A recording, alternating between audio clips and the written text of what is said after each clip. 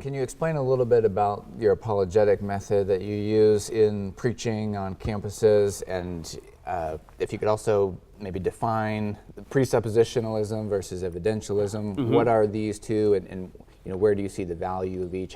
Where do you come in that debate? So I will say I am somewhat pragmatic in my apologetic, because if you realize that you're talking to a person, mm-hmm.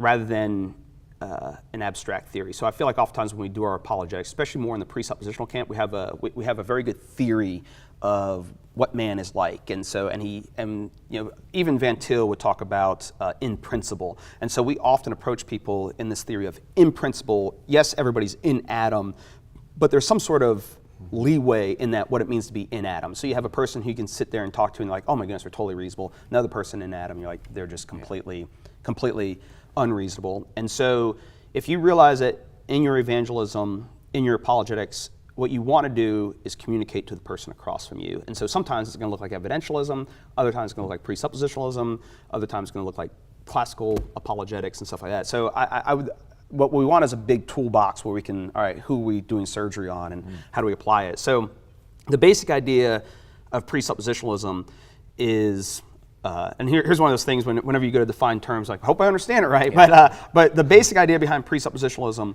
is that there are several different forms of logic, but one of the things that came out of Immanuel Kant is this idea of transcendental proofs. And what a transcendental proof is we can't prove all of our beliefs, but certain beliefs and truths are preconditions for something to be intelligible. So we can't prove space and time. Those are just conditions of our experience that make any experience meaningful. And so what the presuppositionalist wants to say is, whether we're talking about science, whether we're talking about logic, whether we're talking about morality, that the simplest way to, I think, see it is in the context of morality, that if there is no God, there is no morality. So it's not even that we're in an immoral universe, we're in an amoral universe. And so anything that we construct to be morality is merely a human construct, and so it's all really meaningless. So whether I'm a murderer or whether I'm life-affirming, 6 and 1/2 dozen the other. And so for the presuppositionalist, we would say the only way to make an intelligent comment regarding morality is predicated on the Christian God existing. So as Christians, and I agree with this, as Christians we would say murder is wrong because God is life, and morality is ultimately rooted in God and his character. So infidelity is wrong because God is faithful. Lying's wrong because God is truth, not because of 3.8 billion years of evolution. We're like, oh, well, you shouldn't lie. You know what I mean? Well, it might be great survival to lie. You know what I mean? It might be great survival to commit infidelity and even murder. You know, it might be fit. And then even from their logic, we'd want to root the presuppositionalists would want to root logic in kind of the mind of God, and I think that's there's a basic idea that's basically right, that logic is a things of minds, it's universal, it's immaterial, and so I don't think naturalism, which is just the philosophy that all we can know is the natural physical world around us, does a good job of accounting for logic. And so whereas the evidentialist idea would be much more straightforward, and here's the thing, like your cosmological argument, which is basically the idea that everything has a cause, the universe came into being, therefore there was a cause, very simplistic understanding. There's an intuitiveness to that, to the average person. Same thing with evidentialism, is the idea that if we just looked at history in an objective, reasonable manner, and we know that Jesus existed, we know that a group of Jews followed Jesus, Jesus was crucified, and then after that a group of Jews began to run around and say, this Jesus who you crucified was raised from the dead. Then a little bit later a guy named Paul started preaching that message.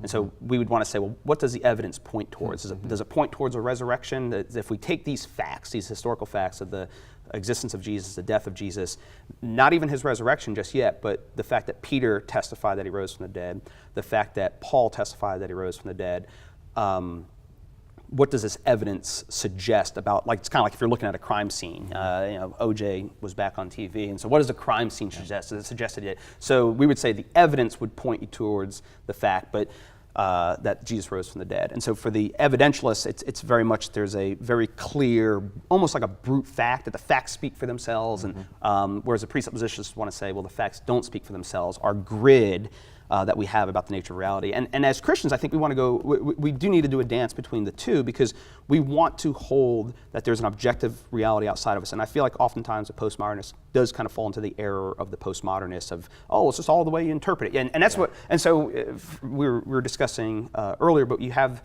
for example, we will often appeal to a myriad of scholarly authorities on history to just say, yep, see, they all believe Jesus existed. But then when it comes to science, we're like, oh, well, the scientists are wrong. You know what I mean? Well, really? We're willing to say all of secular man says Jesus existed, Jesus was dead.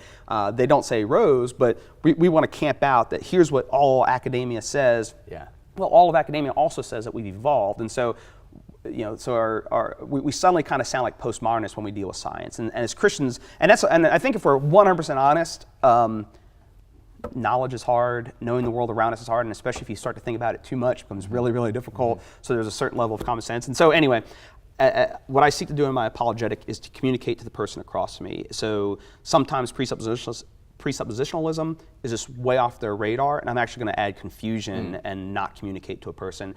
But other people who maybe have a little more formally trained, I find that's far more effective. Whereas average Joe on the street, evidentialism is sufficient because they think there is a real world. They do think there is morality. They do think, you know what I mean? Why are we having a gun debate about school shootings? Because people know there's justice. They know there's morality. The hard part is once you begin to push, they can't account for it, and that's where what we want to do is what in a sense, all of us, where does the evidence lead? We all know there's morality. We all know there's justice. What does that lead us to believe about the nature of reality? And as Christians, we're saying it's the truth of the Scriptures. So.